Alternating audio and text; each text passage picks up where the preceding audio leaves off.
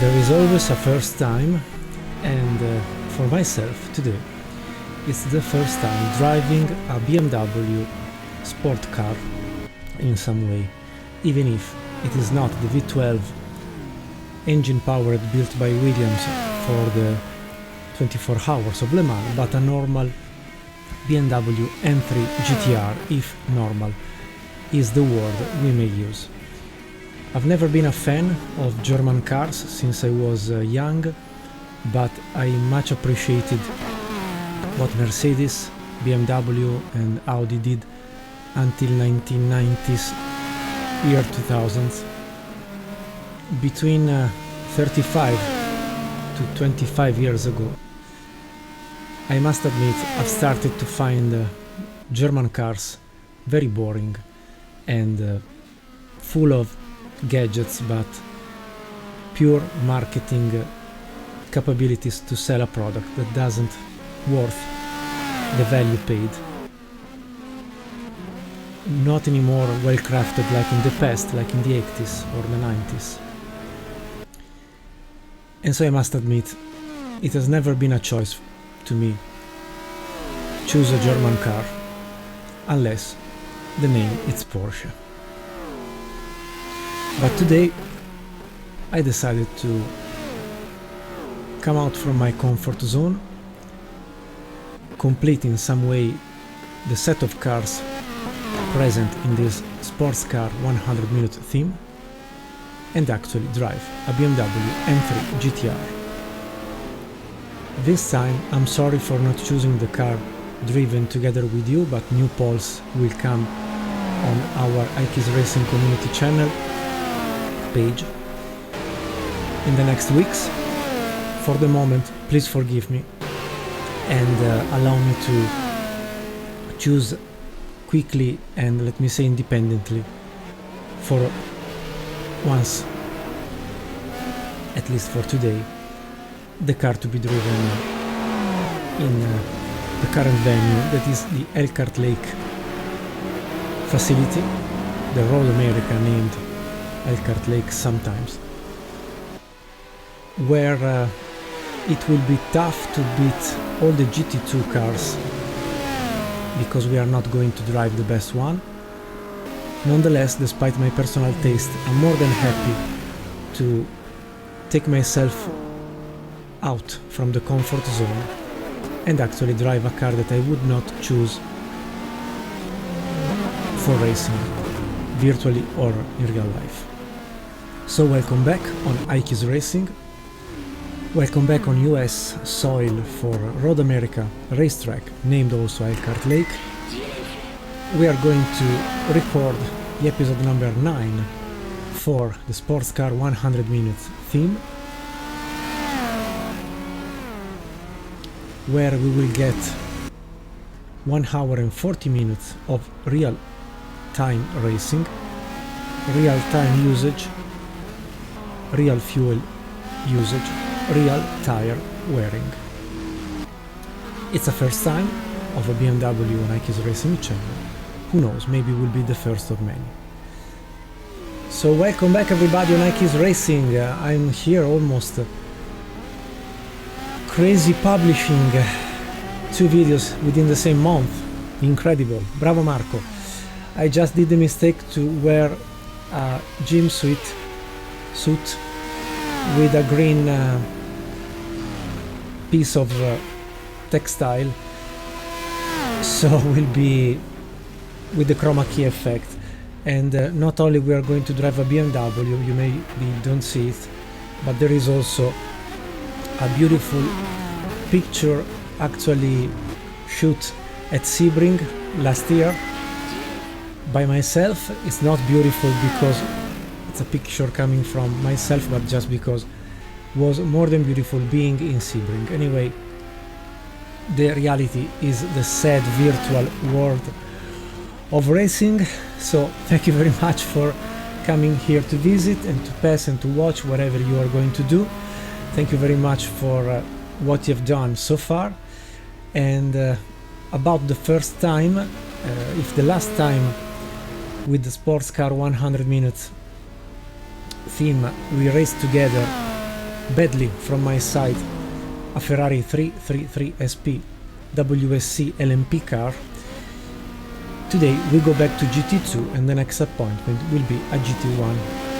Still in the concept of cars coming from the demise of Group C and GTP eras, with the arrival of the WSC cars, World Sports Car, flat bottom floor production engine to limit cost and exotic materials, but to have actually sports car and prototypes, if you can call them so.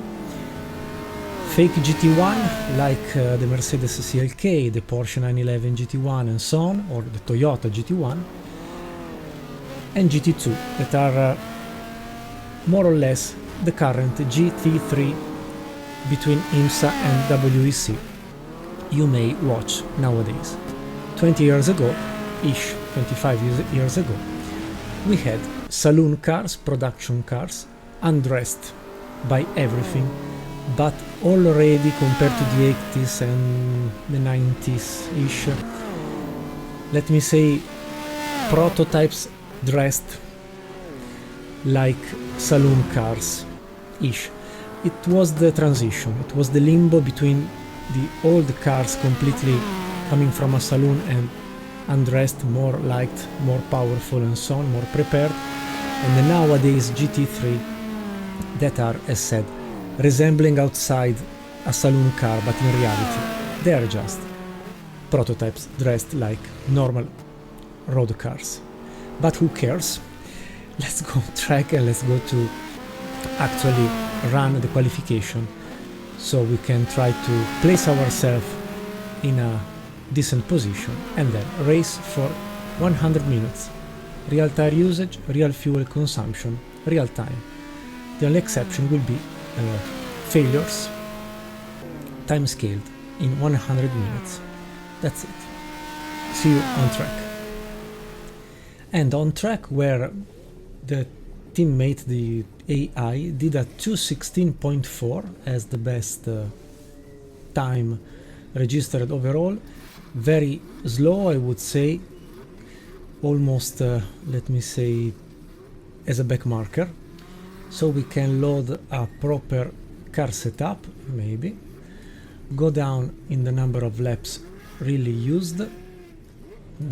Well, one is maybe not enough. Let's say 25 liters for 5 laps. This is the page 1 for the car setup I've prepared. Maybe we can also use the soft compound and see how it behaves, even if the GT2 cars were heavier than GT1s and LMP WSC cars prototypes. This is the page 2. As a roughly idea is 80% of stiffness at the front, 15% stiffness at the rear is what I found decently playable. Let's go on track to qualify, maybe doing something better than our teammate. So the BMW M3 GTR gives you a welcome, a warm welcome. We exit the Elkhart Lake Road America pit with Alt F to bring back to life the force feedback. Now it is alive. Let's put the limiter, sorry. That's it.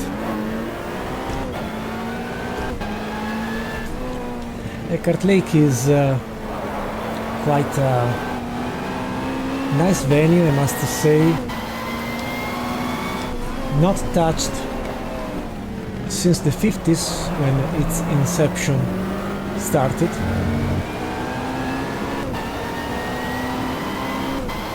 A road track, let me say. So you actually race still on the original layout that all the great drivers have harnessed. It's not something I think I will do properly, because I feel slow, to be fair. Even if I must admit I find myself more in comfort with tourism cars and the BMW M3 GTR, despite being in the race stream name M3 GTR blah blah blah, is still a tourism car, very big, with big engines, big tires, blah blah blah blah blah blah blah, but still the concept was more similar to a saloon car than a sport car, properly speaking.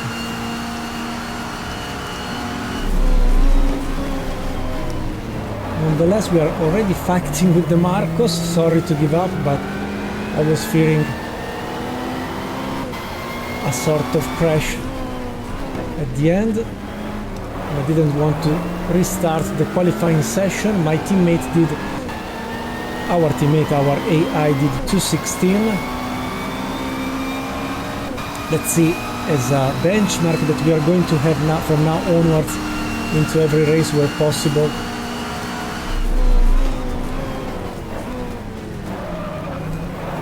This is an Audi, okay.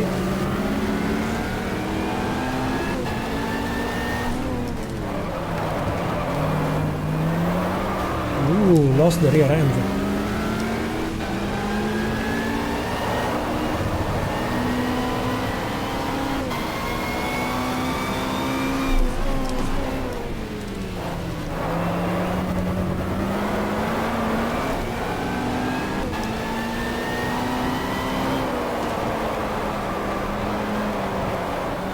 Completely lost the racing line here at the carousel.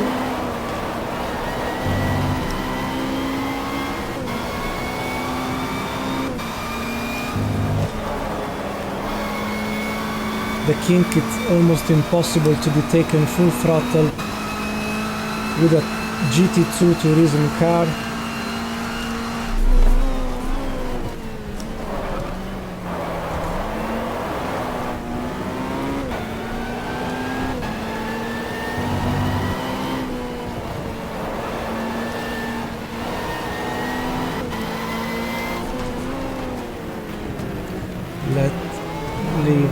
Yes, the Rally and Scott.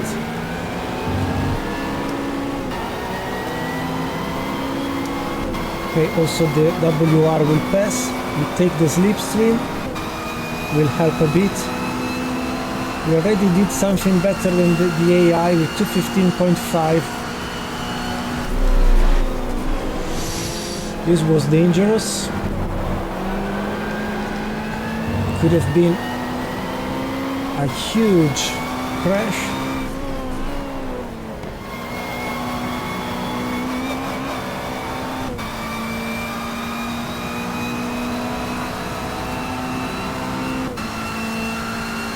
Very handy, the sequential gear shift.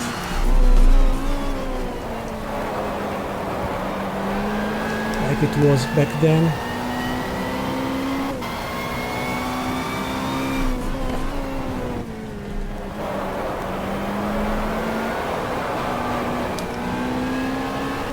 Overstressing the rear left tire.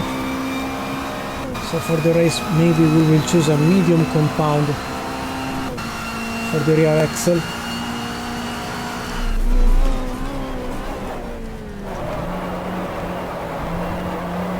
Much better.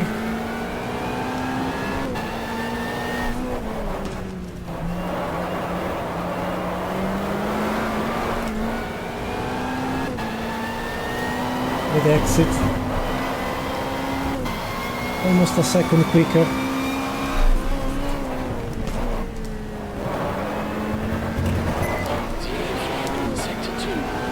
Too much.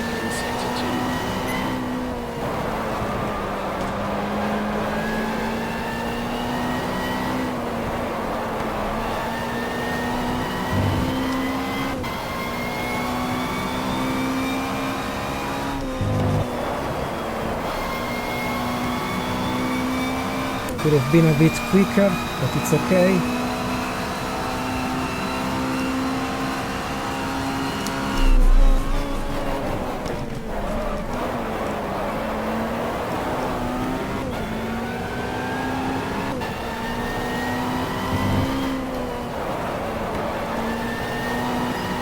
Could have been a bit quicker.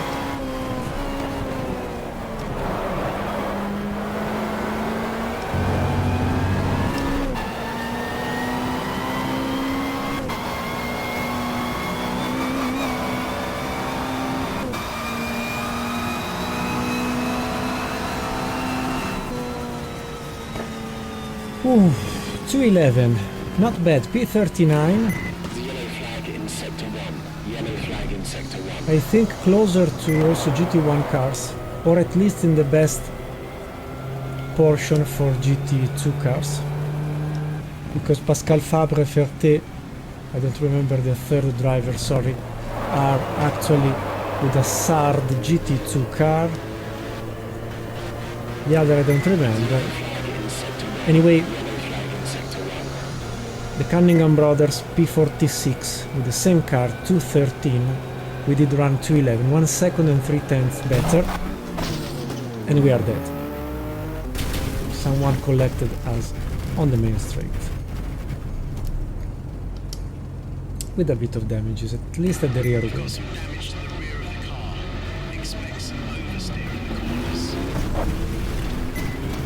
Okay.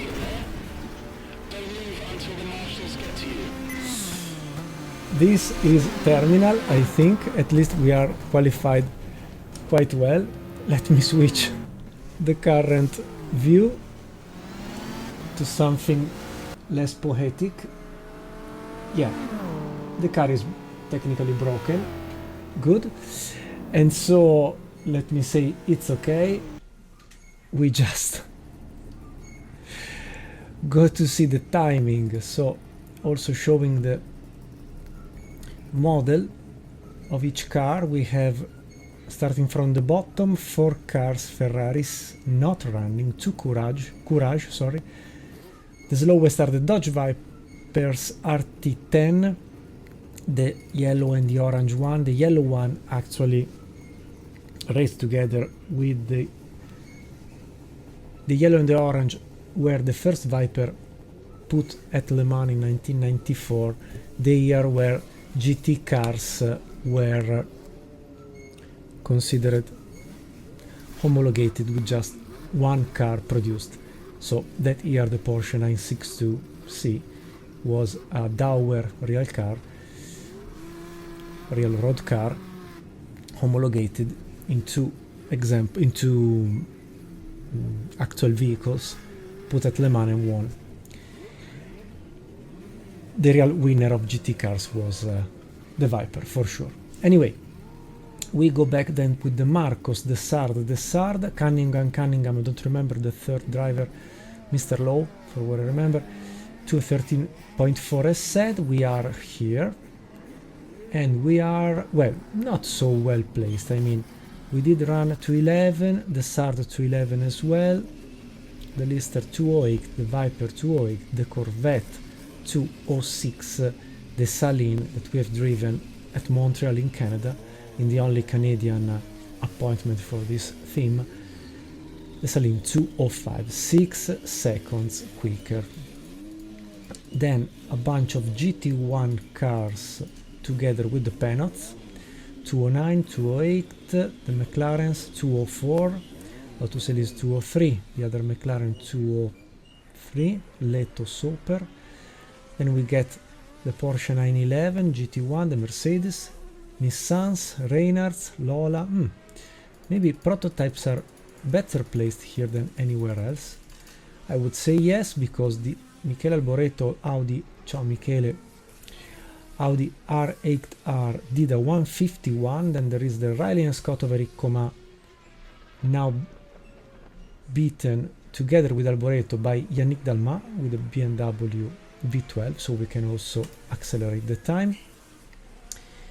So yes, 150, 150, 152. I must say they are not real lap times simulated, because for what I remember the record here is by Frank Bila, year 2001 or 2002, with the Audi R8, maybe 2002, at 155 I remember, and the Ferrari 333 SP we have driven at Mid-Ohio here a few years before, 98 or 97, did 155. So I'm seeing lap times 5 seconds quicker than the reality.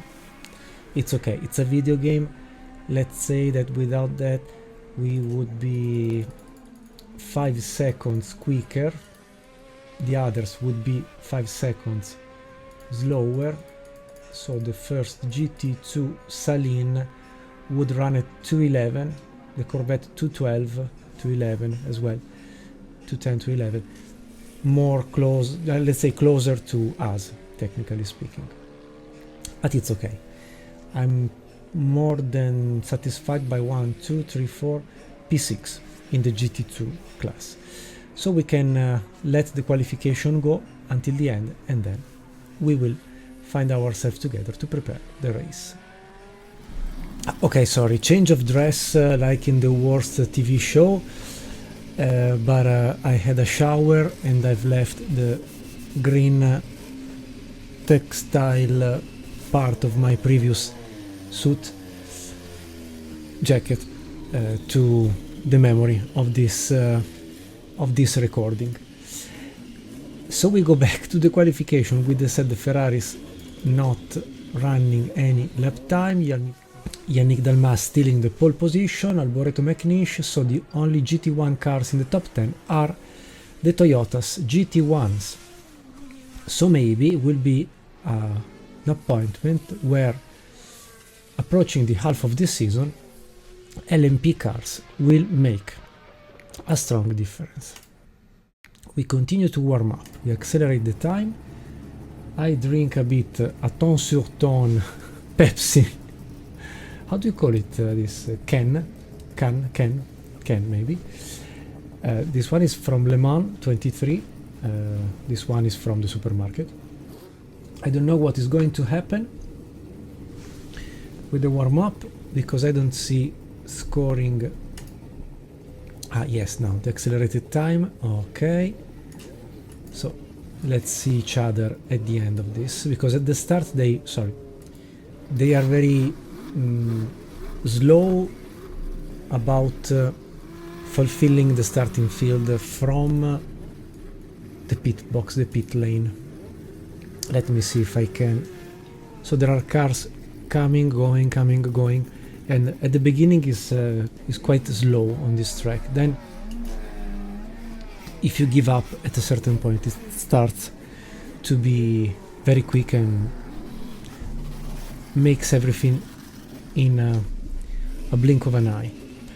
And I want to add that if you actually try Elkhart Lake, you have up to 60 slots available for cars, but I've noticed, and this is the reason behind my 56 total field, that if you use 60, at least on my old Intel i5 with an HD AMD graphic card, powerful enough for the computer back then 10 years ago, but really not actually supporting into every track all the slots technically available. Anyway, 56 is a good number. You can use mods up to the current WEC or IMSA 2024 season and run basically all the cars involved at every appointment. So that's it. Anyway, see you at the end of the warm-up session. Good, so let's stop the warm-up. More or less lap times are what was achieved, what lap times were what achieved during the qualification. Let's go in the starting field. From P40 we go to P51. Doesn't matter, for 1 hour and 40 minutes I will try to be absolutely a hammer.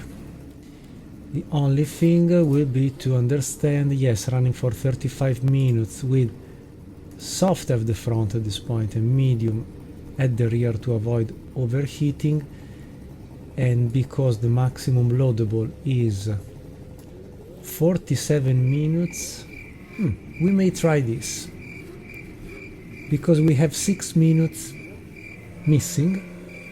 But if I play in the right way with the fuel, maybe we can do something special. I mean, we may, like in modern times with WEC and IMSA, we can pre-plan the strategy and stay strict to it. So it's true, 47 plus 47 does not 100, but does 94 minutes, so we miss 6 minutes from the total. But let's see, at least with the first stint, if we can go longer, up to 50 minutes. If not, we can still change to a double strategy when we will reach, let me say, well, let's do what they were suggesting. So if at 35 minutes elapsed we have burned 75 liters, the consumption is correct, 35 for 75, and we stop.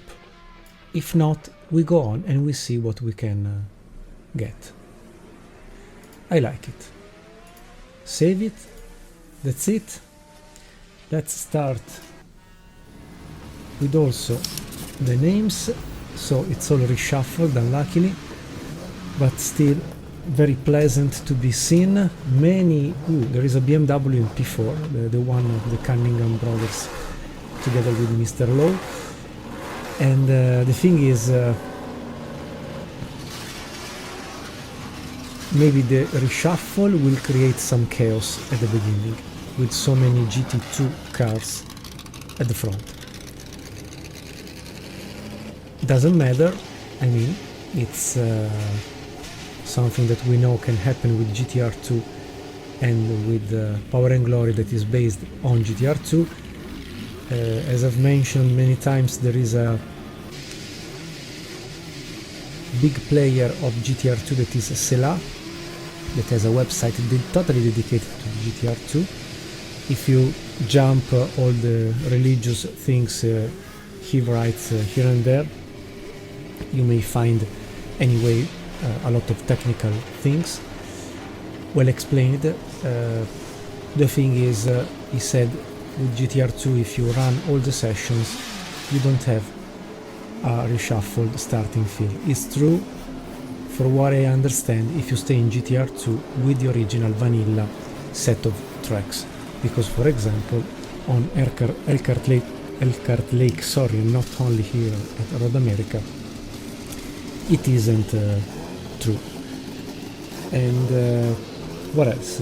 I was checking my steering wheel because I think it needs a more screwed set of blocks, or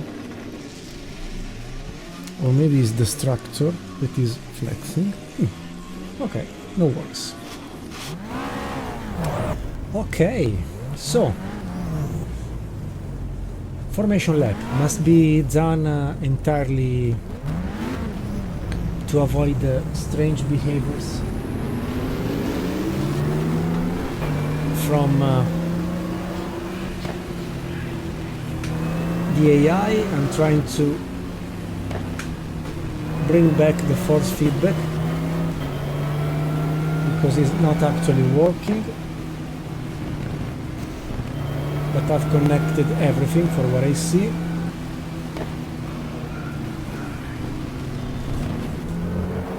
Okay, so the trick is give the AI the control, then go back to your control. No? Oh, now we have just a software glitch. So I spend a couple of words, then I will concentrate on running actually. So first of all, the racetrack, opened in the 50s, still as it was back then from a layout point of view. It's very beautiful to be driven at full speed, meaning if you hammer your car, your setup, your strategy, you are always on the edge of doing something dangerous. You may have seen in the pit box the name of the car setup Ferrari 333 SP, because I've tried initially to record this episode with once more, for the second time in a row, the Ferrari 333 SP, not respecting the jump between categories episode by episode. But unluckily, seems that my name as an Italian guy with Ferrari is not successful. You may remember all the times I've driven a Ferrari. Last episode of SportsCar 100 minutes at Mid-Ohio with a rookie mistake, undecent mistake of not controlling the Ferrari, retiring from a shunt against a simple sign, but for how Mid-Ohio was designed from programmers, Virtual Le Mans, the great guys of Virtual Le Mans. The reality was it has become a did not finish, a DNF. My last time with a Ferrari. If I go back in memory, with my memory, go back in time, there was the 12 hours reduced 6 times to the 2 hours of the Bastille, with Around the World in 24 Hours, Season 2, Episode 7, for what I remember. Arriving second behind the same car winning the race. Oops. Touched. Come on. Chaos even before the green flag.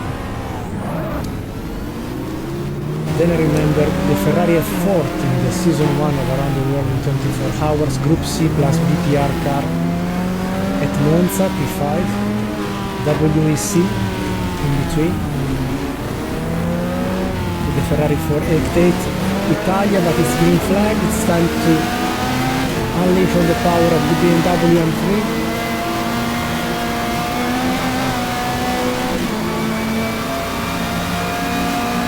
1 hour and 40 minutes straight, real time, everything.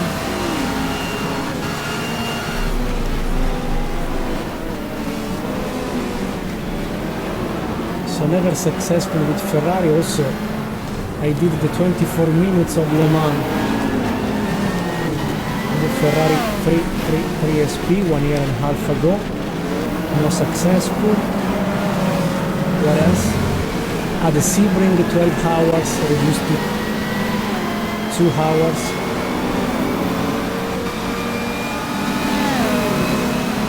With the Ferrari P300, 312, 312.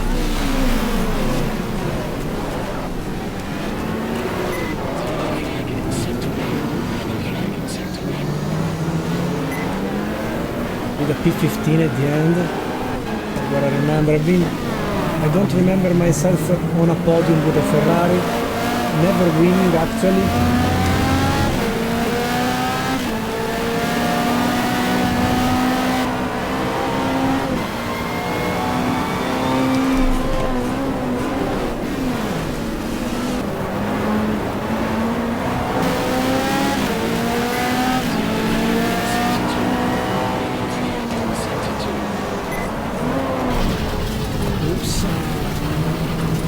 Here there is a bit of mess. Stay outside.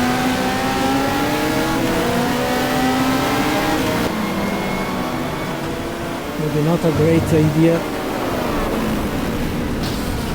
to stay here. Touch by. What's going on? I've put the neutral instead of the change of graphics, sorry, so back to P36. everything gained has been almost lost by half, but no major damages at least. And with cold tires I could do much better than this. 100 liters are actually upsetting the car for the good. It was a great start. Obviously the Viper is quicker. We try anyway to pass, bad idea.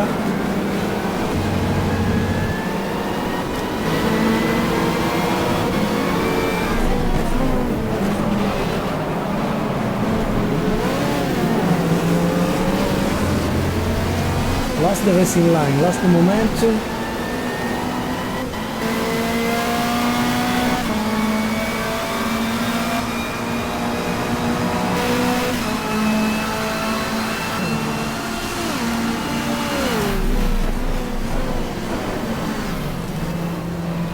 Another GT1 trying to pass, it's the Lotus Elise.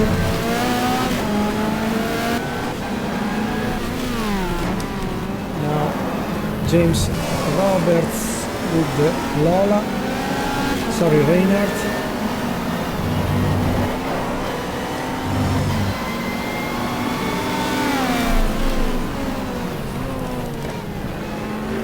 Okay, let's stay calm.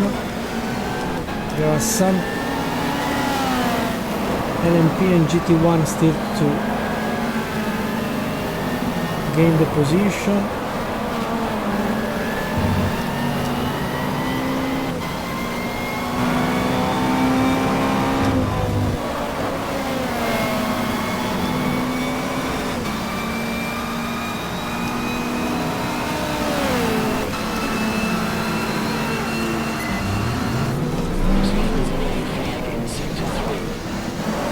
I've noticed that with the full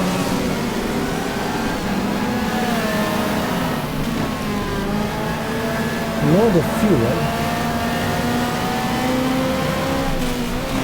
you actually have to brake consistently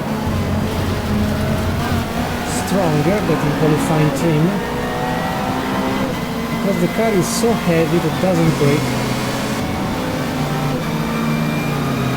Stay in the draft,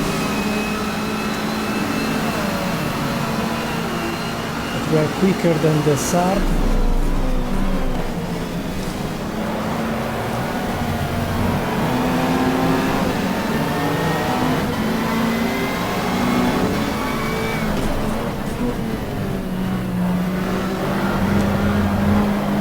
Okay, much better the line now.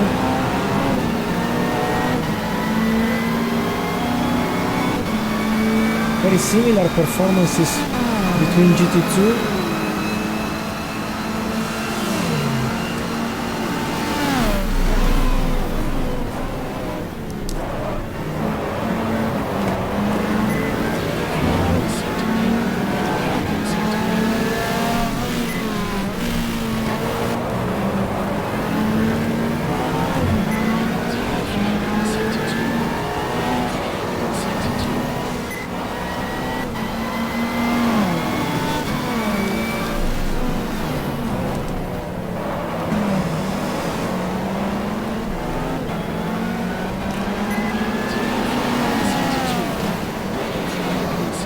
The Toyota GT1, no sorry, it was a Reinhardt.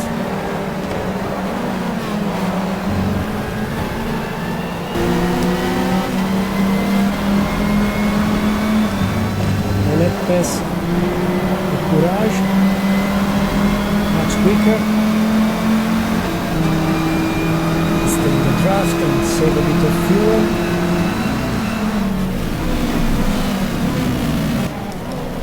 Dodge Viper should be passable, almost easy. Not the Chrysler Viper, but the first edition Dodge Viper was not so competitive. Okay, burned 12 liters almost of fuel. The car is starting to behave a bit better. Tires are warmed up properly now.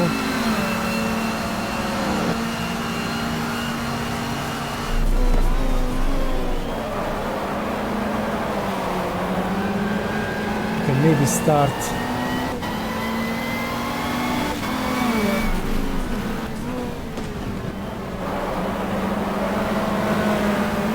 find our pace.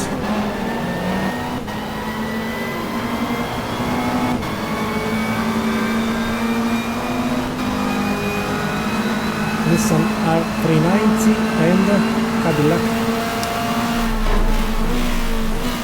Someone destroyed the signals signs on the right side of the braking area. Start to use the second gear to come out from corners, short shifting.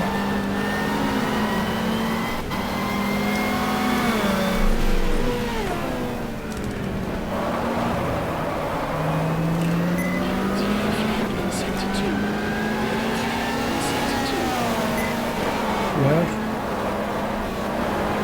Ah, it's a Ferrari. The WR Peugeot here. Oh no!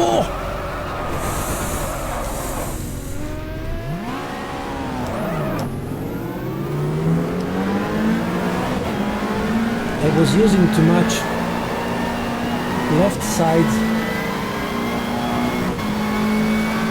of tires that are already wow.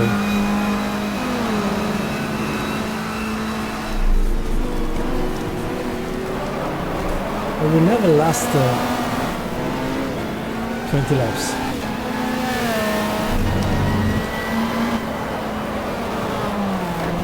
For sure.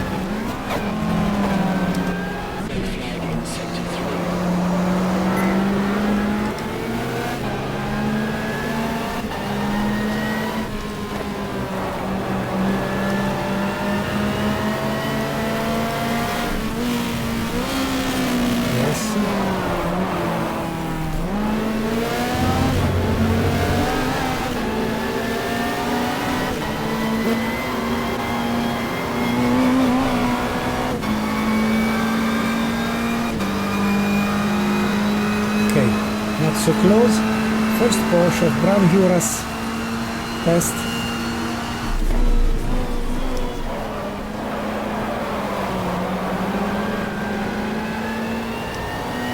I'm trying to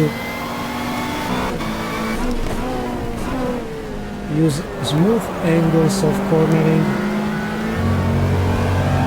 not stressing too much tires.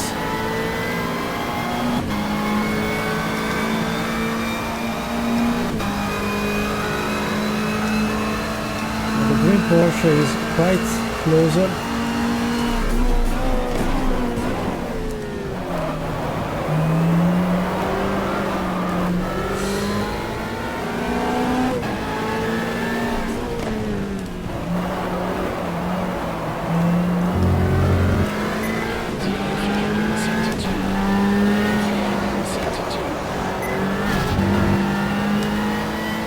A bit wide.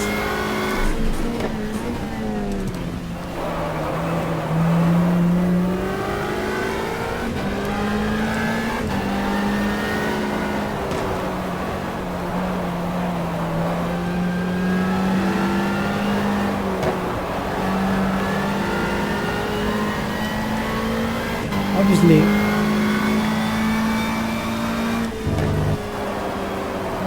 GT2 cars are much heavier than prototypes and GT1 cars that were around.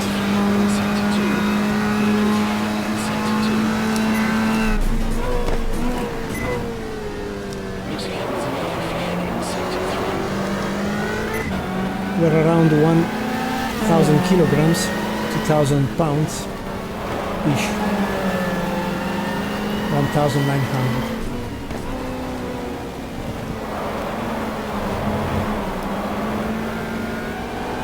What's going on here? Wow, so many positions gained, and we are at the back of our direct contender, that is the benchmark. The Cunningham brothers with Mr. Lowe with the same car.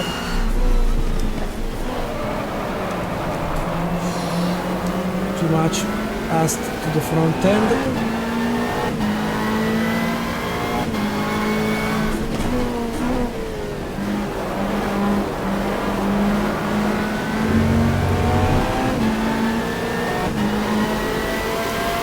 Nissan is going, Ricoma. Nobody close apart from the Riley and Scott of the Dyson equipe.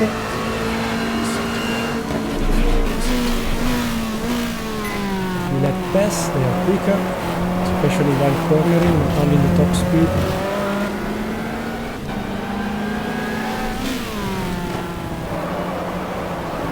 I was saying that I've tried some offline practice with the Ferrari 333 SP because I wanted a revenge, not accepting from myself the rookie mistake did at Mid-Ohio.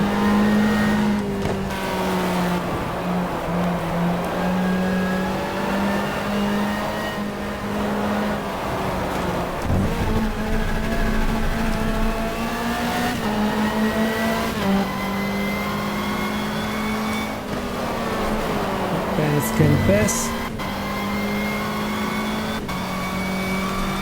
GT1 category. And still the green Porsche 911 GT2 at the back.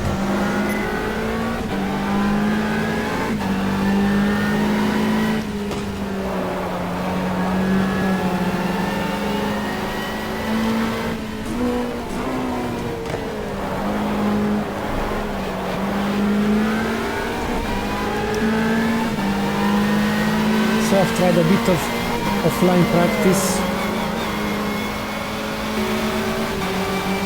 I've tried quick races, but where I found myself after so long between each race, without training, without practicing,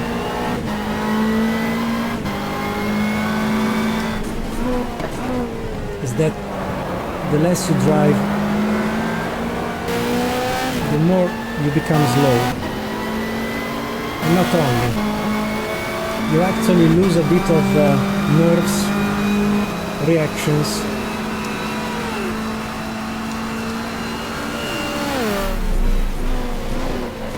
To actually be competitive. And to actually drive a beast like the Ferrari 333. Or the BMW M3. So you really lose the edge, and I've lost my edge.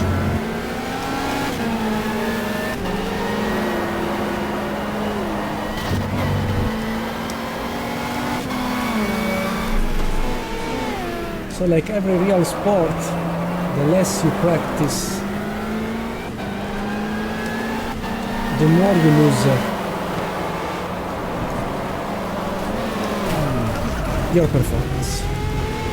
And what the Ferrari was doing in the middle of the road, plus I've completely destroyed the BMW.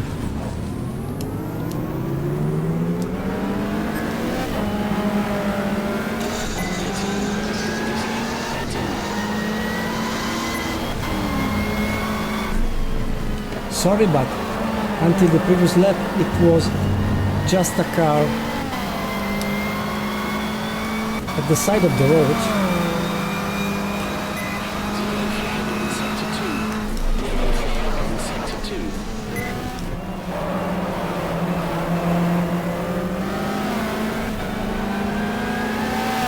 So guess what? We have now 74 liters in the tank, like if we were the original strategy. Maybe we can continue There's a suspension broken. Ooh, the splitter is broken. The car is flying. Everything is broken. Let's try a lap.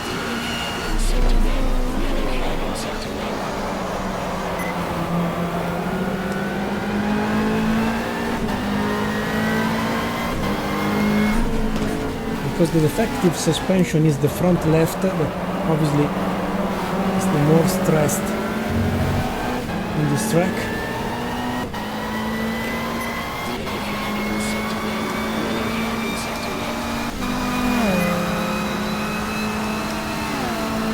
So we may lose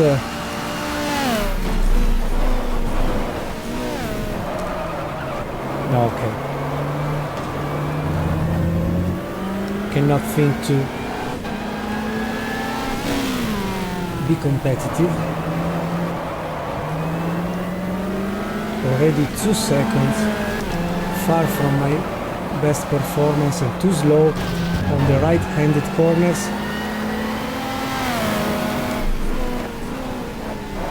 Considering also that the majority of corners are on the right. So really is a no-win situation, but this Ferrari is continuing to, or has been touched by someone else exiting badly the corner.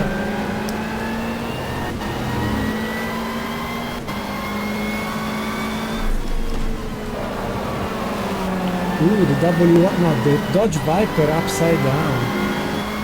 Listen, we stop.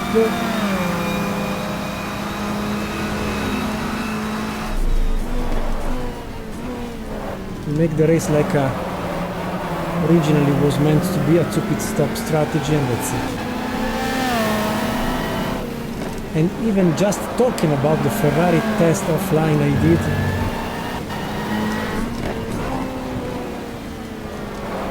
put me in a bad condition of a crash.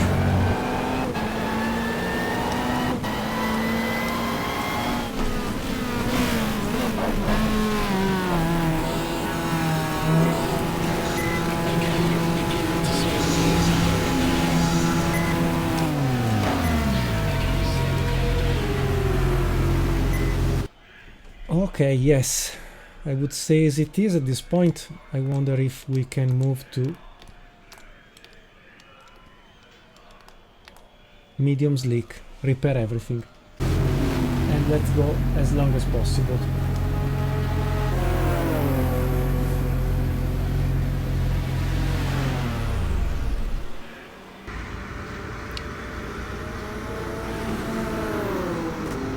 Sorry, my girlfriend is asking me things.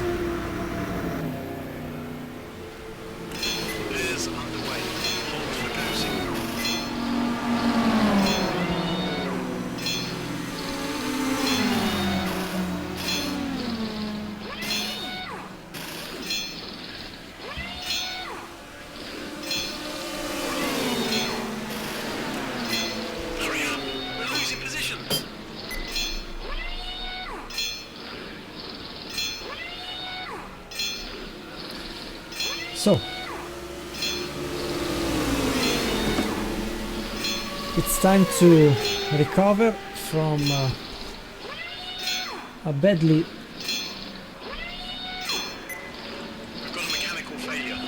developed situation, with the aim to, at this point, go as long as possible, for sure not for a full distance, but I would find a pace. Also because we are dead last, and now the only thing is recover as much as possible all the GT2 cars, nothing else.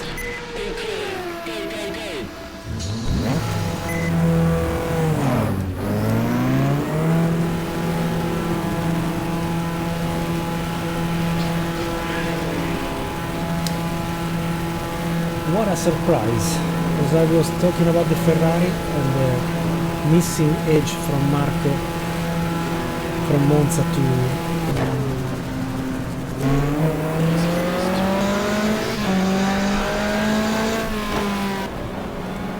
actually be capable to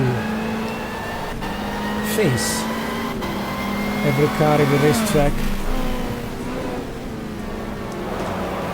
week by week, day by day, as soon as you start to not train properly.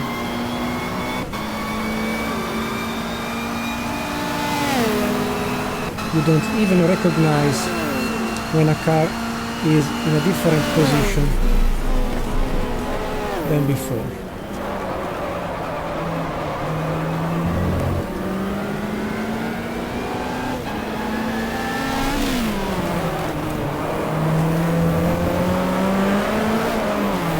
Well,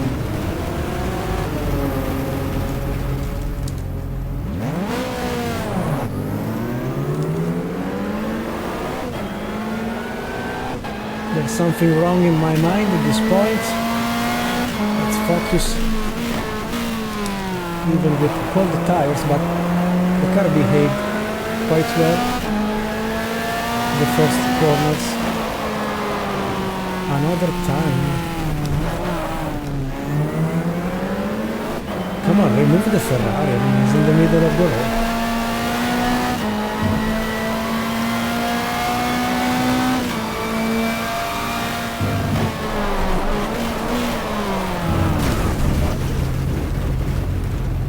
Can you believe it?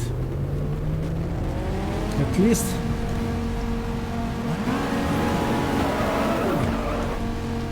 I will be collected by someone, I'm sure. Okay, just minor bruises on the aero, 7.8 seconds of repairing.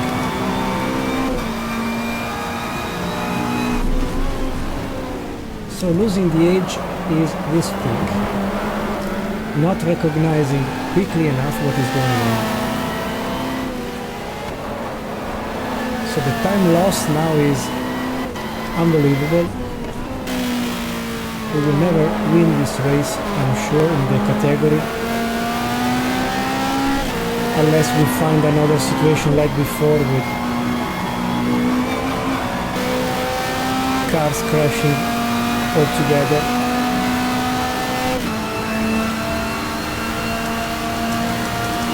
And I don't have any more the front headlight.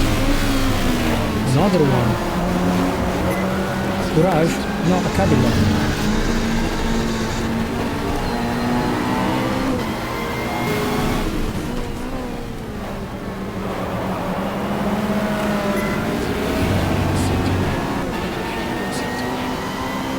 P50 waiting to pass Polycam with a prototype LMP or WSC car.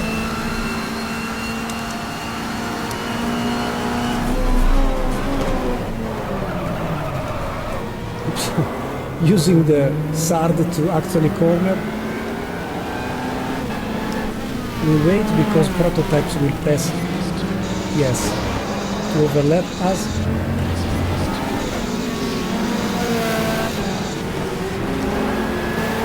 We accept the train and then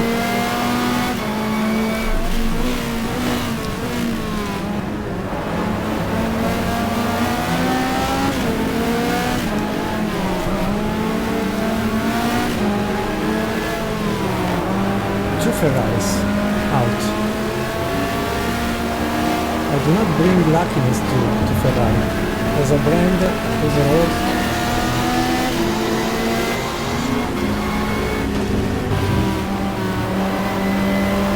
penalty is not passing. Why? Okay.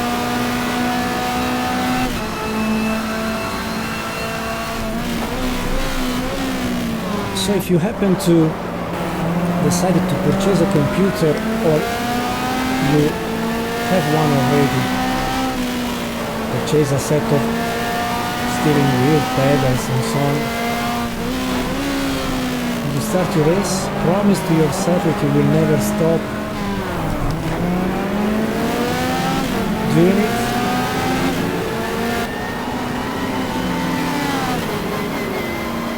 Because as soon as you stop, you lose everything gained. In the meantime,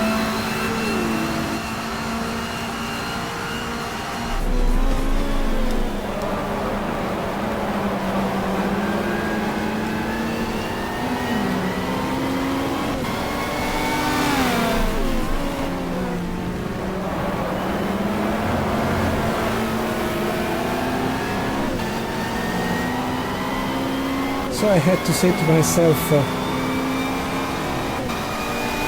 no Ferrari second tentative here.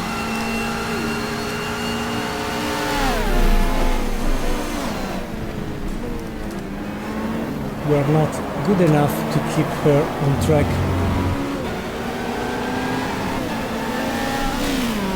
Long enough to guarantee a decent performance. Switch to GT2, that is the category missing.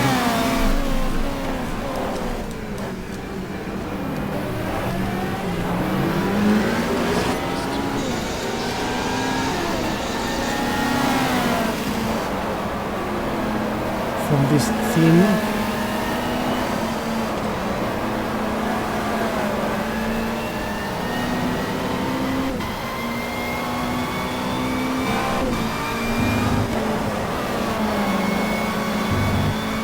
Another car upside down, good.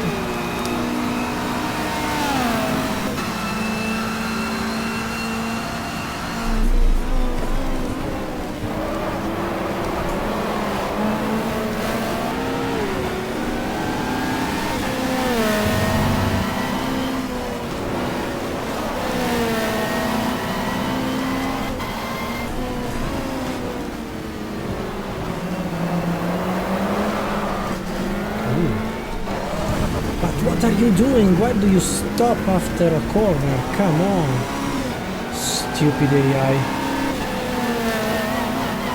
10.7 seconds to repair the touch.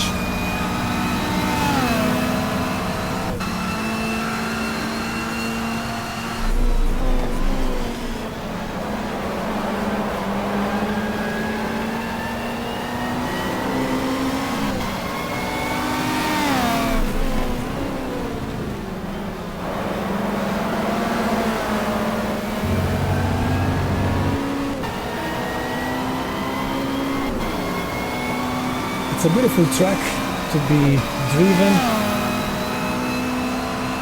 and raced on. You really have to take a lot of confidence before actually pushing hard. There's everything here. From corners in first gear to pick passages as with a fifth or a sixth gear. Oh, the GT1 Lotus is having troubles, maybe. What are you doing, guy? Oh my goodness, not a direct contenders. They stop in the middle of the corner, maybe because of tire consumption, or it is the bug of GTR2 after some laps. All the drivers slow down up to 6 seconds slower per lap, but because I've loaded the GTR2 HQ update for the 16th birthday this game, it should not happen.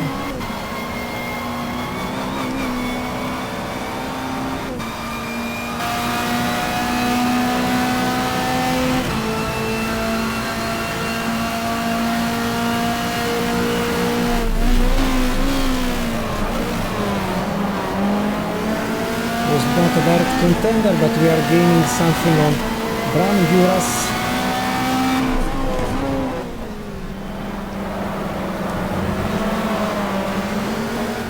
Maybe we can stay in the slipstream of the Lotus GT1 Elise and the Penes GT1 Esperanto, Penes Esperanto. They are not anymore quick as before, maybe they are a bit crashed. Sorry for the Lotus. 12 seconds.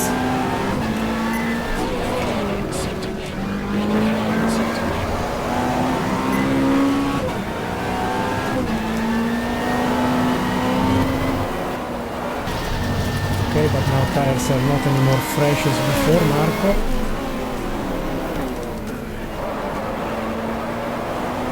You are increasing the angle of steering. First thing that you notice, the tires are not.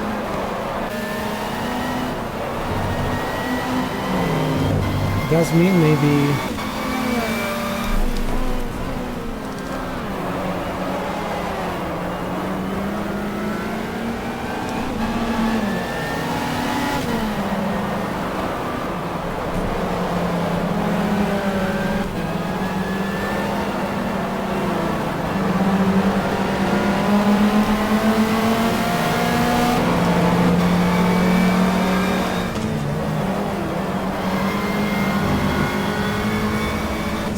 laps in 40 minutes, 32 in total.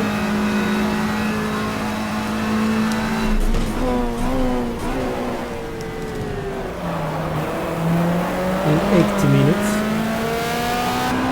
So the race will be around for us, I mean, 42-43 laps.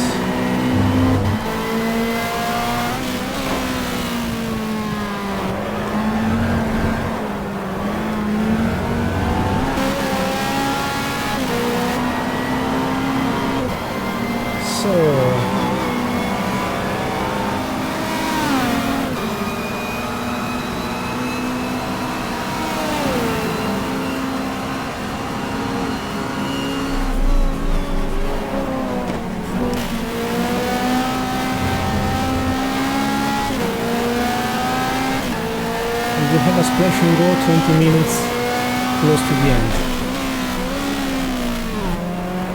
more or less.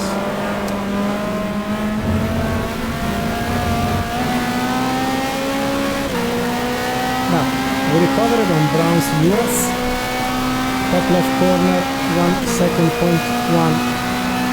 in front of us. It's the Porsche.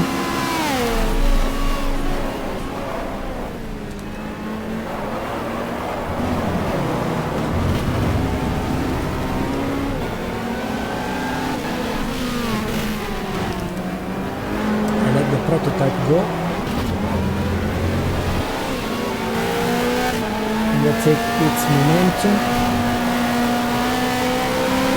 because it could be easier to pass. Ooh, there was, sorry, something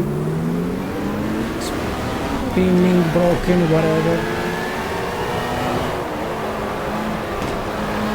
So I was thinking, in the last 20 minutes maybe we can switch to front soft compound.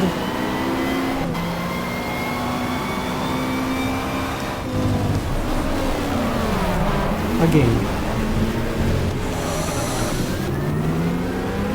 This time at least I did choose to use the brakes past the SARD MC8R.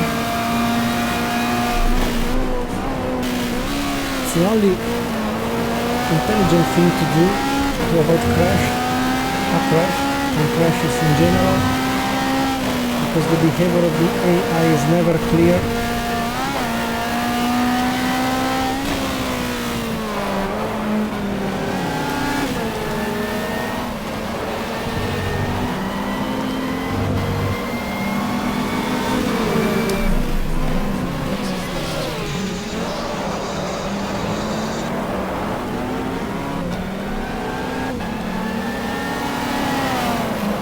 Yes, definitely. Let's go as quick as possible now. Let's keep in our mind the last 25 minutes of race. 20-25.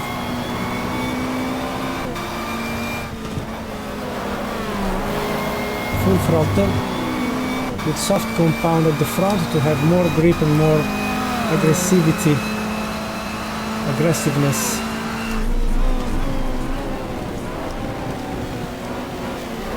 In the last stages, even if by that point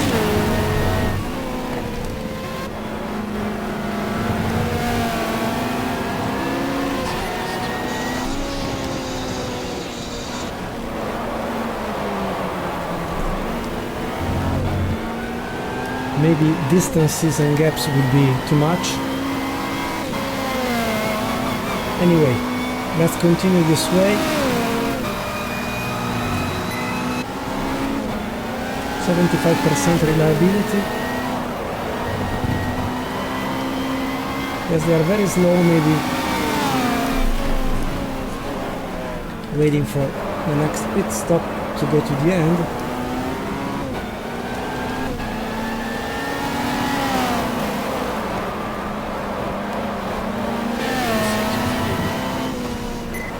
To watch Elkhart Lake IndyCar here 95, where actually Jacques Villeneuve clinched the title here with a supreme level of driving, not mine. In the same year where he won the Indy 500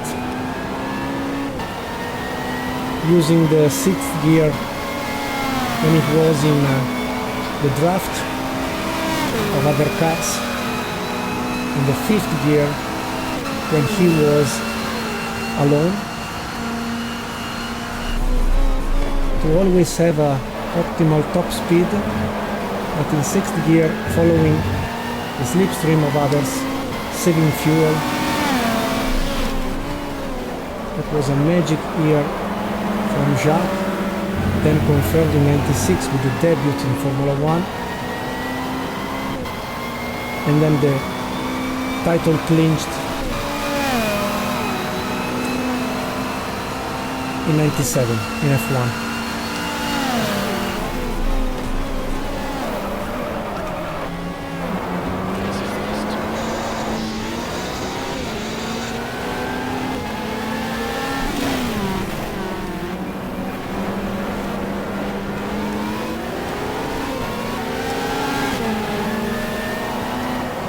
After Jacques left IndyCar, arrived another great driver, to me one of the greatest, that is Alessandro Zanardi. Here at Elkhart Lake, not only he showed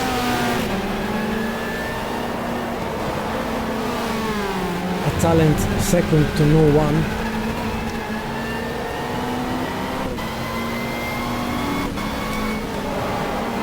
here at Elkhart Lake did something absolutely stunning, approaching the carousel and the kink in a manner that maybe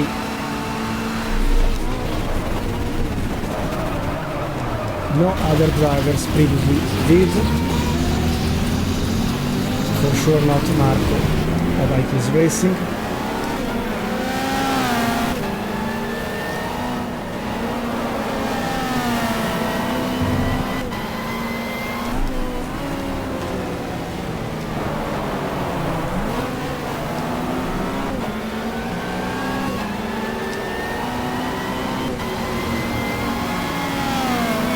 Reliability 74%.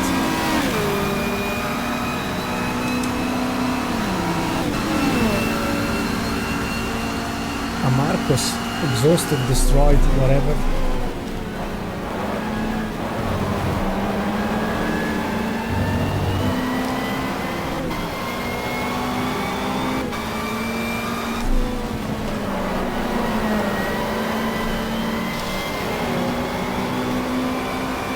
James Roberts Porsche 911 GT2 passed.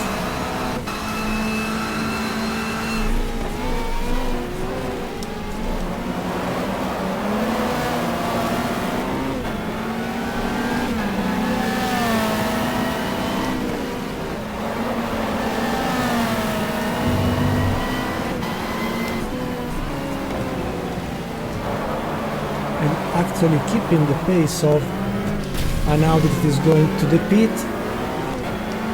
crashing and stopping in front of us.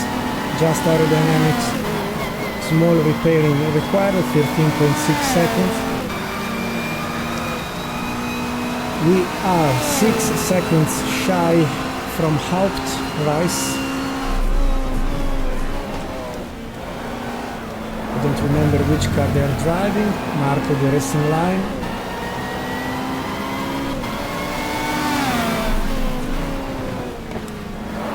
It's going dirt and dirt, lap by lap.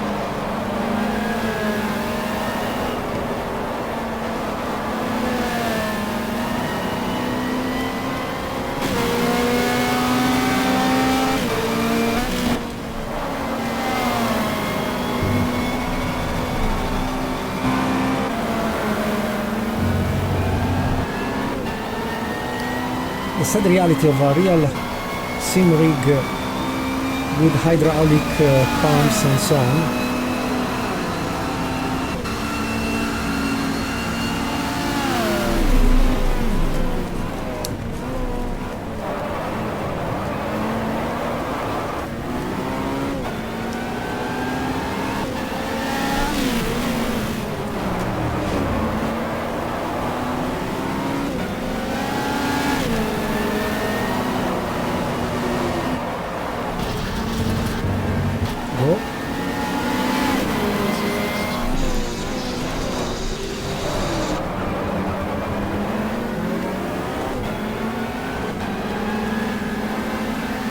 is that you feel the brake initial action and the acceleration initial action. It is just what a passage outside. It's just a simulation of the starting biting moment, let me call it so, but in reality G-forces usually gives you a company until the end of the braking action and until the end of the acceleration or the consolidation of the acceleration. So really fakes your senses for a small second. It is not like the real thing. So I must say I rely a lot on software simulations for head movements, G-force, attitudes and so on.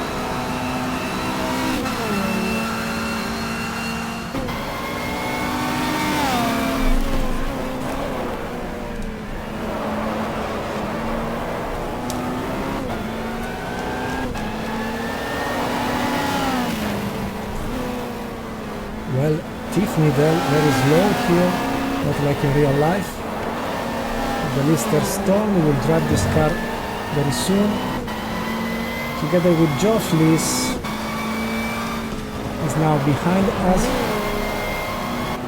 2 seconds from O'Rourke. Sad, don't remember the name. Should be the McLaren, not the Sard in front. Or the front wheel.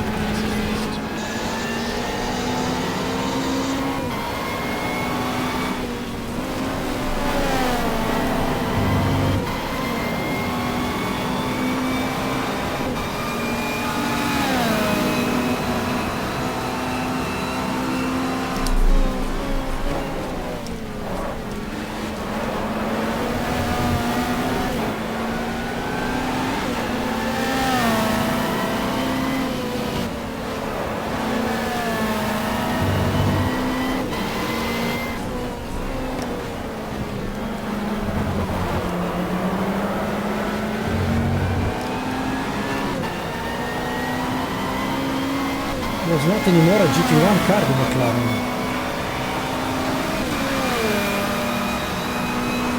Still there.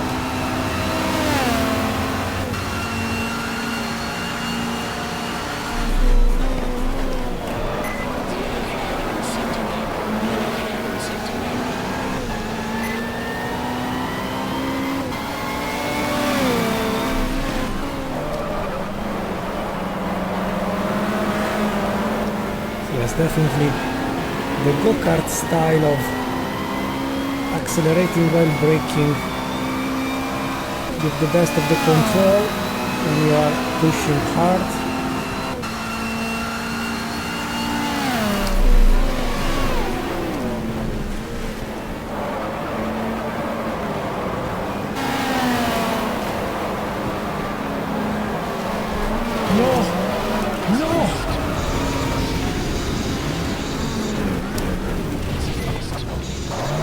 Thank you.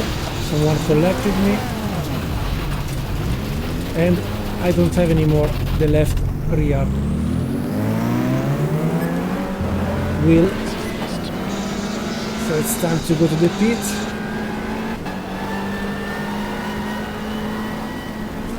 I've asked too much to myself and to the BMW, down to 71%, a small percentage number you see.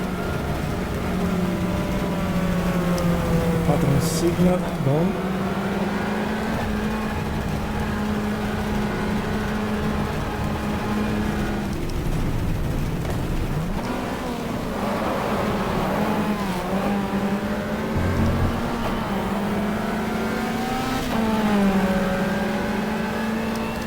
Left corner should be okay. No, they are not. Bad position and dangerous position to spin actually. Stay in high gears.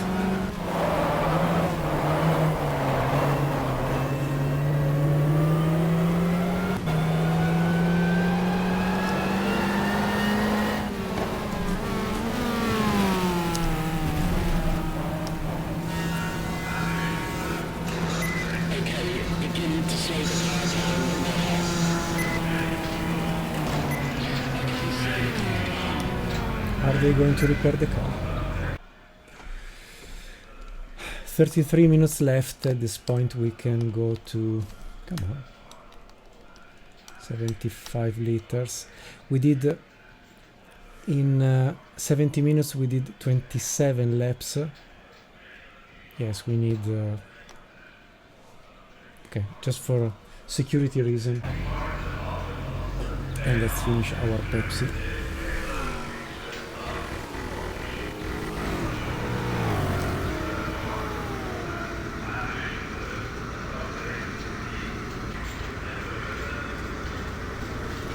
I'm not sponsored by Pepsi, but despite me avoiding the sugar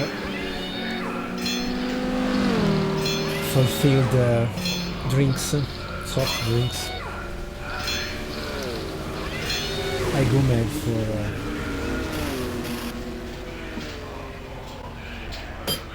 ooh, good. Sorry, I was not expecting. Still need to wear my glove. I was almost thinking, I replied to my girlfriend Federica, because we will spend a lot of time. Instead it was just the wheel, everything repaired to the end. 32 minutes to go, nothing to lose.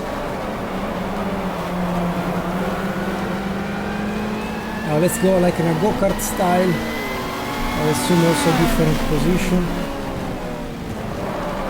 At this point, if the BMW must break down, will break down.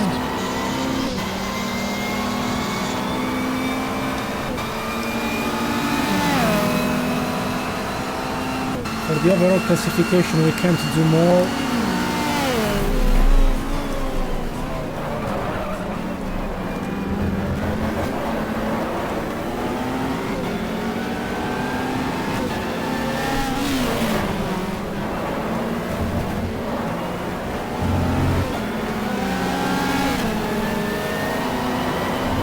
Let's try to finish at least in the top 7 of the GT2 class.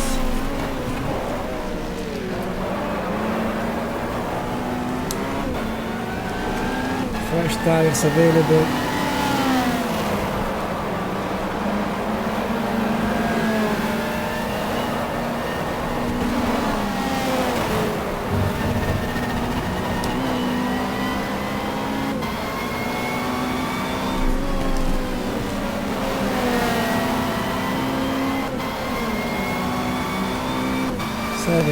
%, reliability.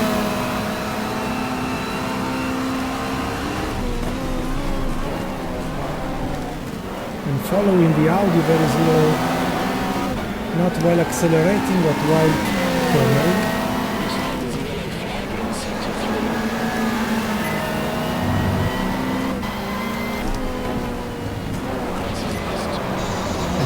passable.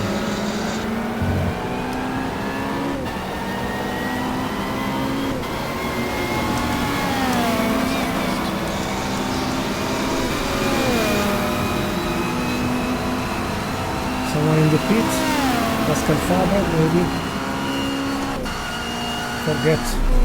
Forgot to use the 6th gear. It's not Gran Turismo, you cannot pass with 2 wheels on the grass.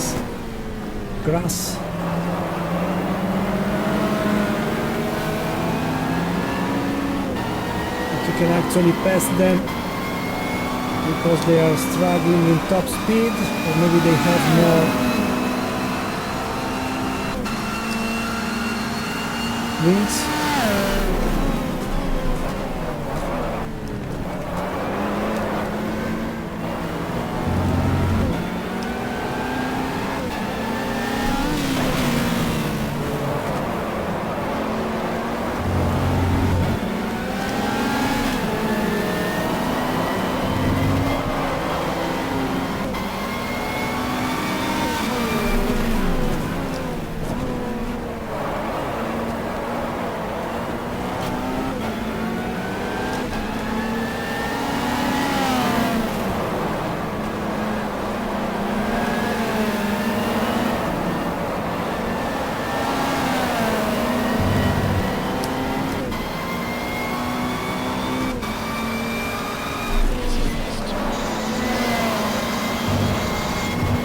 Almost rightly calculated the downshift and the consequent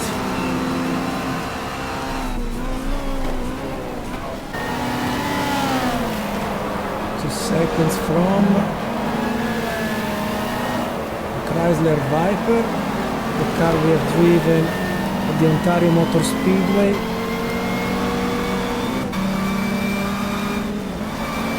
With some success. If you remember, we won, spoiler alert, the overall classification with the GT1, GT2 car,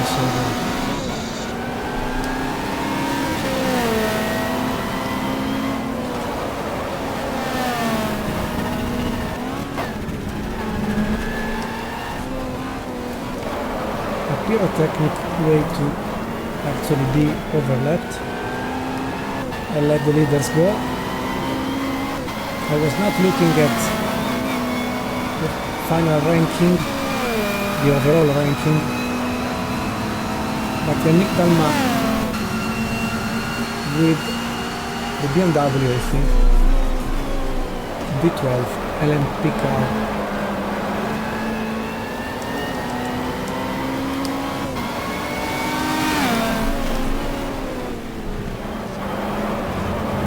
Leading the way.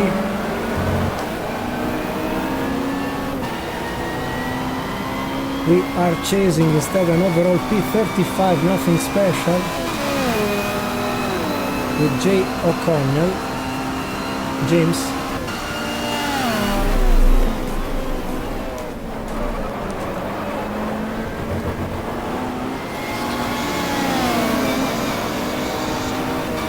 Here we are. Yannick Dalmat passing, 1 lap down more.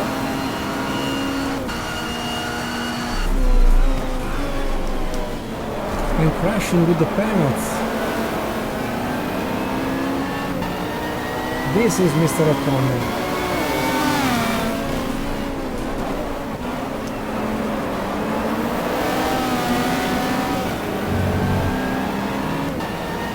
So we are actually fighting with a GT1 car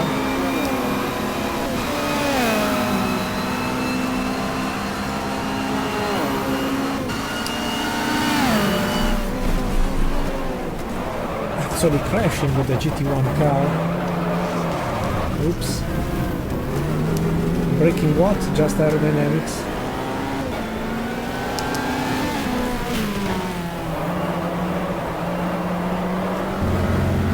Expecting them to brake so early.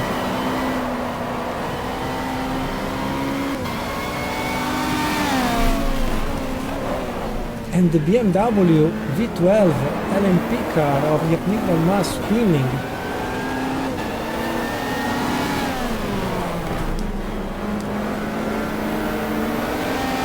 Oh, externally on the carousel. Bravo, Marco. Kudos to myself. Once in a lifetime.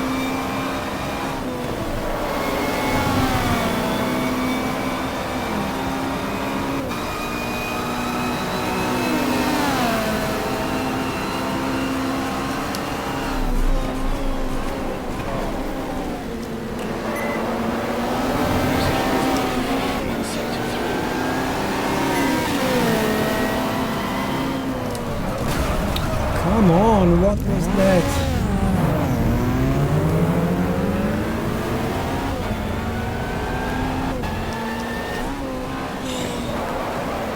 We're breaking in front of you so massively. So maybe Yannick Dalmas now will go to the pit due to my bad yellow flag attention put. Sorry.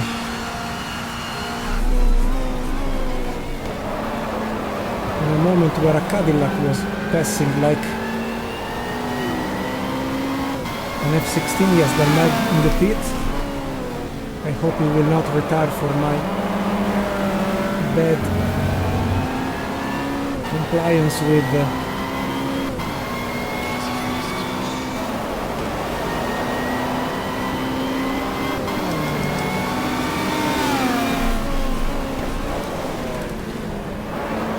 Okay, be ready for the carousel on the left. Looking between the two Ferraris. Did you see the grey? No! Come on.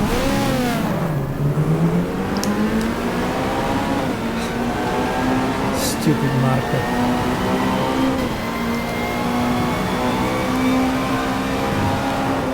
To watch the car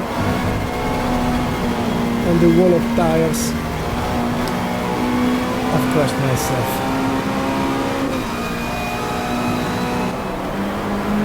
So not only I did screw up the race for my BMW, and so the team BMW manufacturer.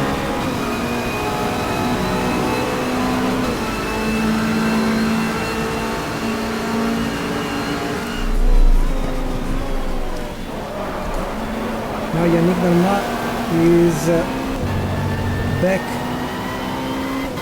in the lead, but thanks to myself I've almost made a sabotage of the BMW brand today.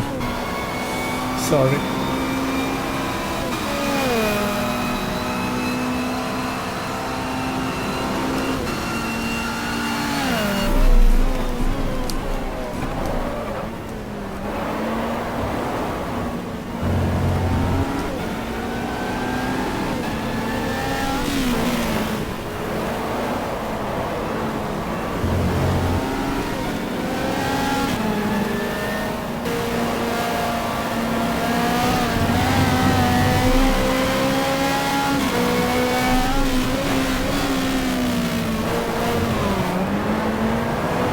Smoke at the carousel, let's see who went out.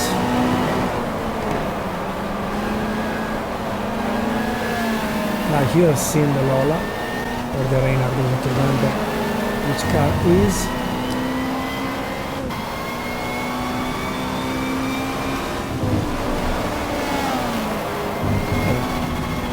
Not anymore possible.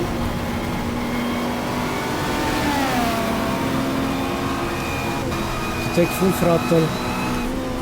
The King, the most spectacular and dangerous section of this track, part of this track.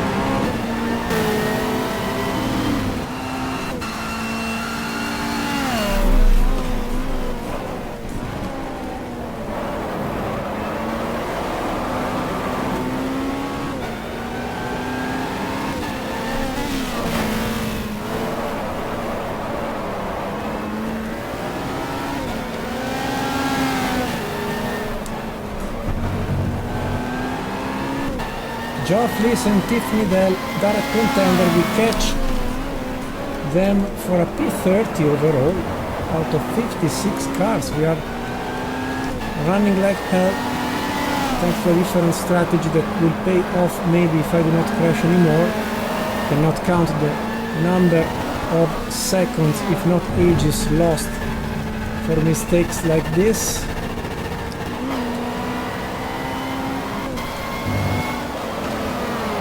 Really, I need more training, more playing time.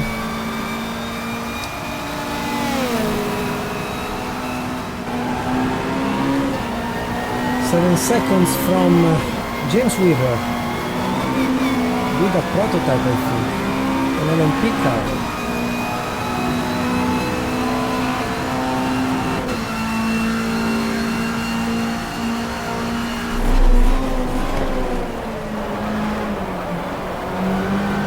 With 11 minutes to go.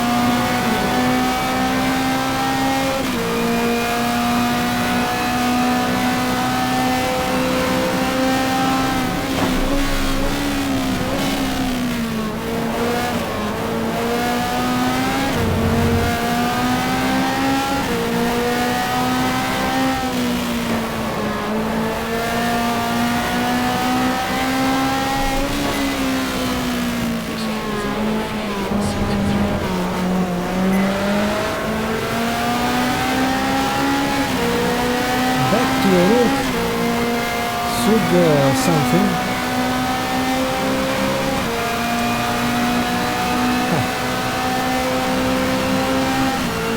The GT1 car not willing to let us pass. Maybe we have a better tire scenario under the hood. Well, actually under the car.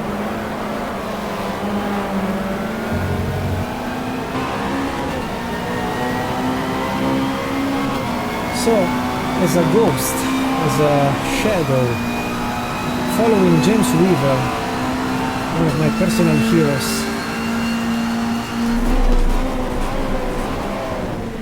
Not directly, but just following him as a sort of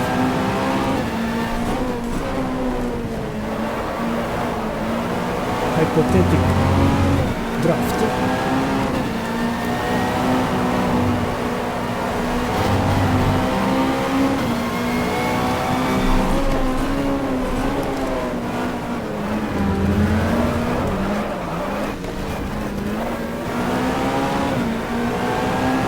Optimistic to pass a Mercedes CLK GT1, struggling to get the grip.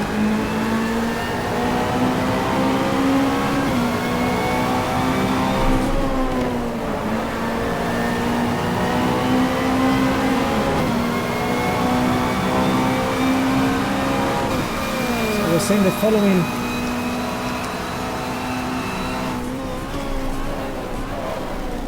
James Weaver has a fake draft. We are gaining position, some position, but I think that the party is over now.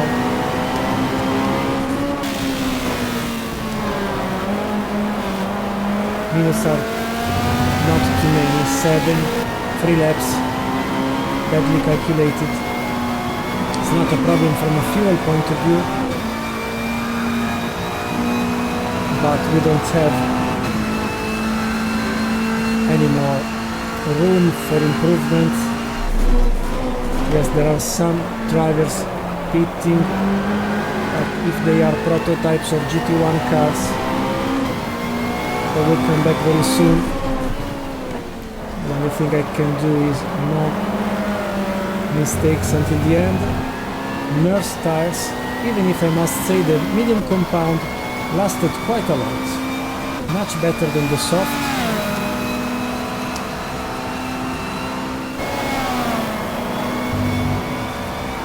And we are actually overlapping the sister BMW.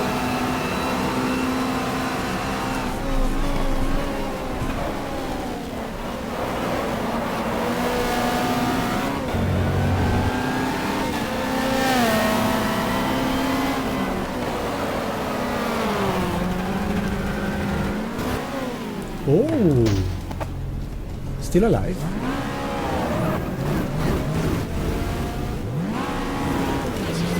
I do want to see the replay.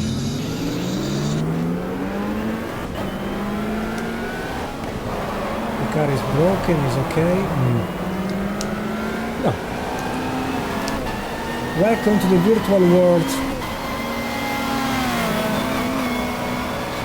of fake crashes.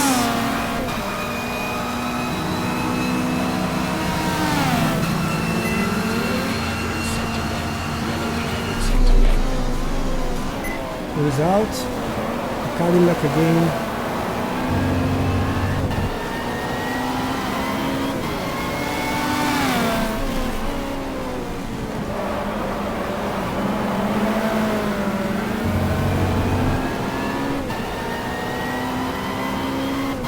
So we are actually re-overlapping our sister BMW.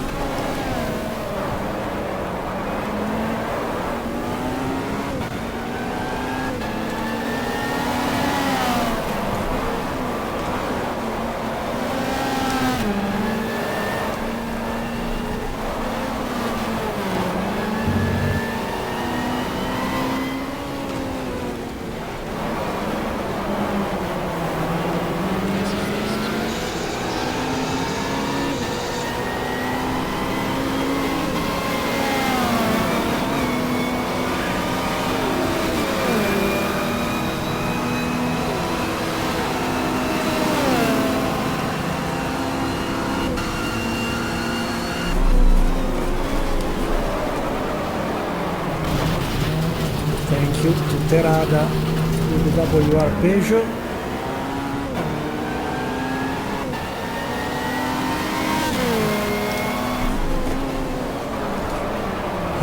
Now there's something broken for sure. Not really.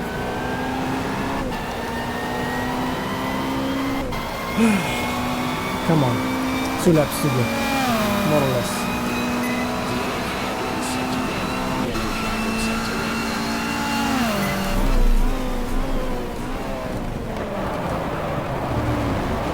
Car is not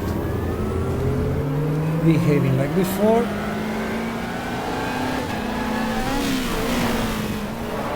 Also in the acceleration moment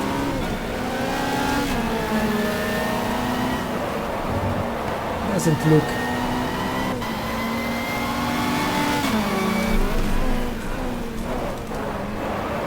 so incredibly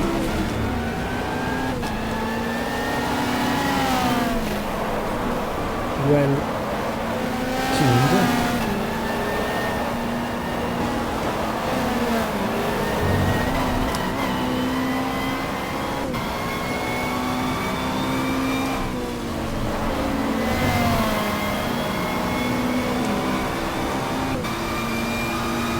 Another car, Marcos LM600, struggling.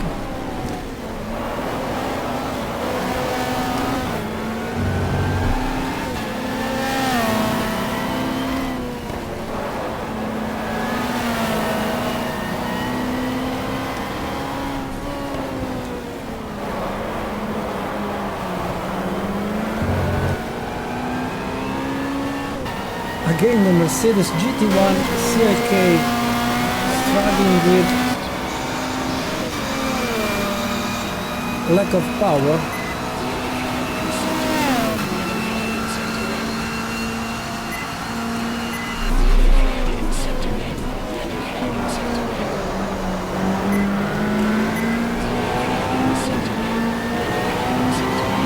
Alternative racing line. Not be hit actually like before with Terada.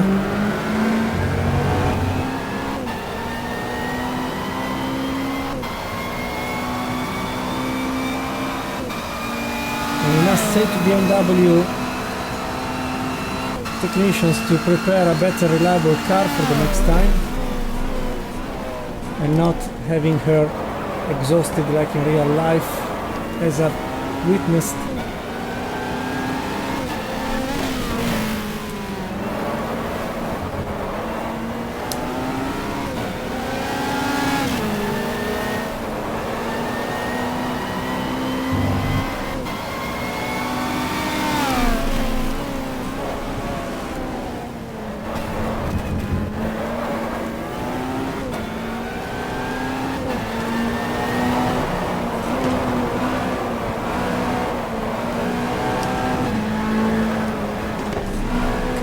This is Yorite Terada.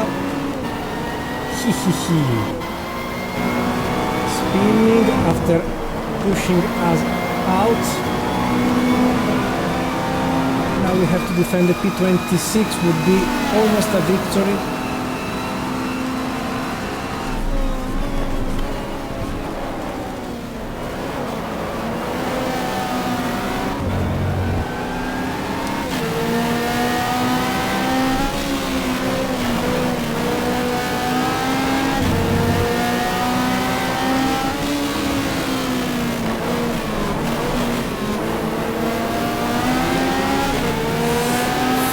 Single spot, we don't get the P25, or maybe yes. Oh. Yes, P25, but because someone was in the pit. No, Terada Dalma, we did beat like a drag race. Really? Ah no. So there was a retirement. James Weaver P27. I think we have arrived a couple of cents or thousands just after Yannick Dalma with the red what car was Reynard Alola, whatever, because I've noticed a red car coming out from the last but one corner very slow. And I thought maybe it's just unlapping ourselves. Instead was the real position, P25. It could have been a P24 just in case I would have beaten the other Yannick Dalma on the start-finish line. Very nice touch for the end. And now we will go to the pit to actually have a look to the classification. I am almost sure that we are the first GT2 car overall pickup rubber, and as you can see, bottom right corner, close to the 6th gear, there is a 60% reliability that went down from 90, 80, just after 1 hour and 40 minutes of real race, real time. Ooh, what a return to a decent position. And obviously I'm so lucky that I do it not in the day where I race a point assignment for each class. SportsCar 100 minute is my experiment to actually give points just to the top 10 classified regardless of the class. So if you remember,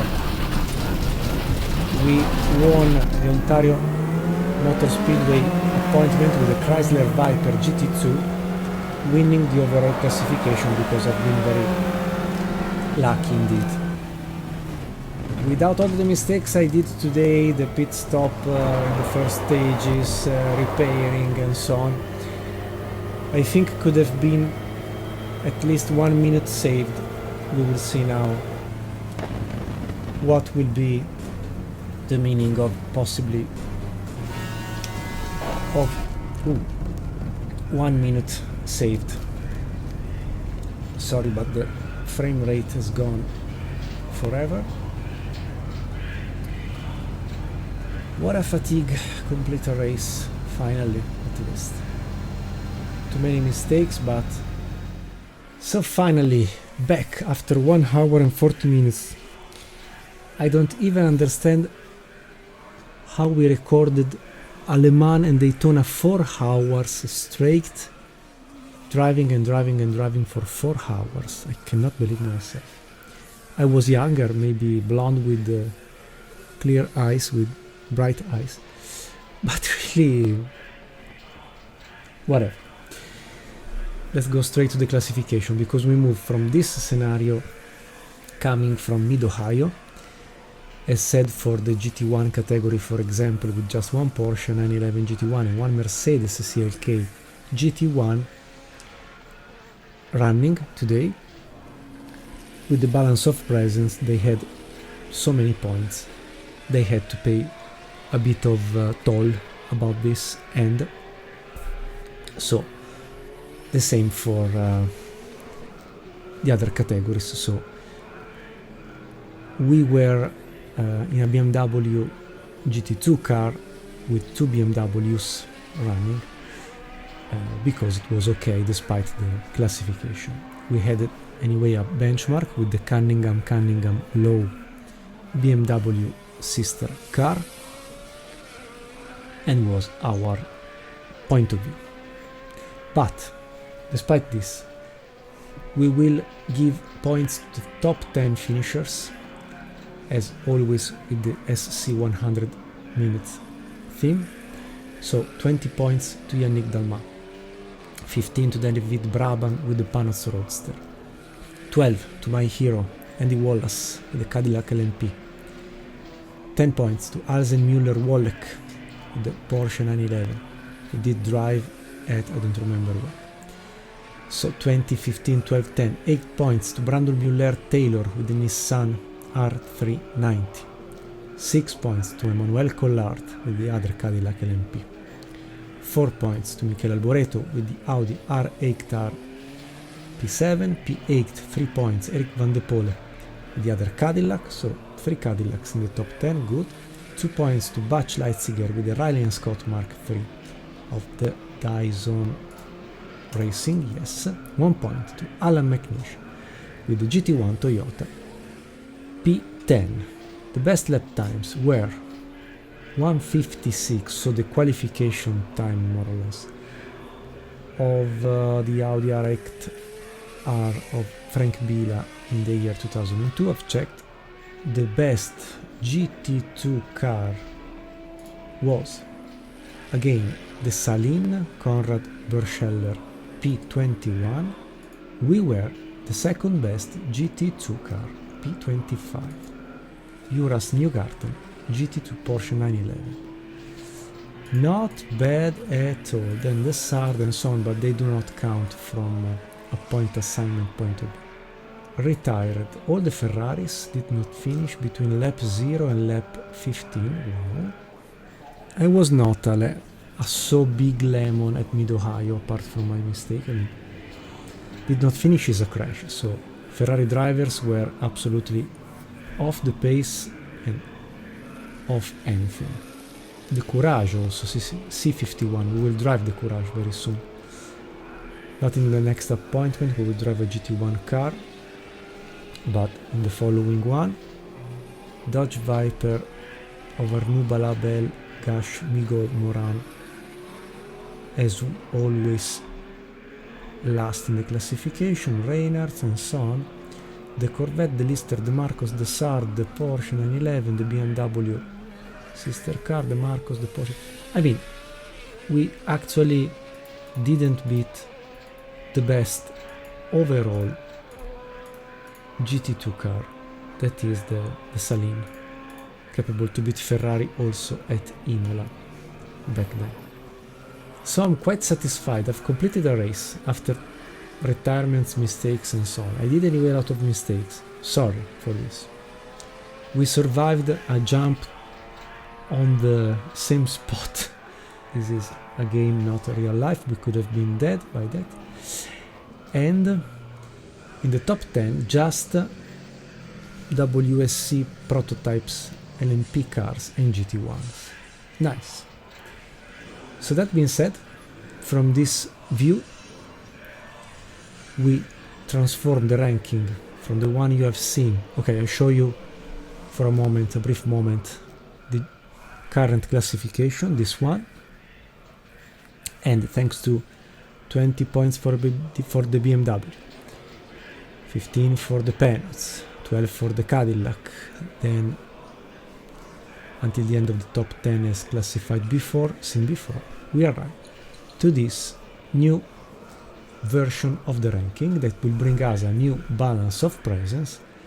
We will see together which car to drive, but I tell you by now that we will drive maybe a Mercedes CLK. Why not? We will decide together. You will decide, actually. So be prepared with it, because in a couple of days after the publishing of this, you will get the new poll. And so what else? Nothing. Thank you very much for staying here with me. You have been so kind and so welcome and so warm to actually subscribe to the channel. We are over 700 petrol heads now. Thank you for placing the like button. Please continue if you like for real these videos made by a crazy Italian old guy close to Monza to actually bring on your table the best that I can compare with the type of computer old enough, 10 years old, 8 years old. I have the scarce graphic card. Maybe with the new year I will switch to a new computer, more modern, to also run other stuff, more recent, who knows. And thank you very much. Stay into Keen Racing. Arigato, spasiba, dankeschön, thank you very much, merci beaucoup, obrigado, muchas gracias and grazie. Stay very well, best wishes to you and your beloved, and as always, see you the next time on iKeysRacing channel. Finishing this episode, we will approach the half of the season that I hope to complete by the end of the year. If not, we'll continue a bit in the next 2025, but I have a lot of ideas to bring on this channel to possibly entertain you or steal you a laugh here and there. See you very soon. Ciao from Marco, stay very well, bye bye, ciao.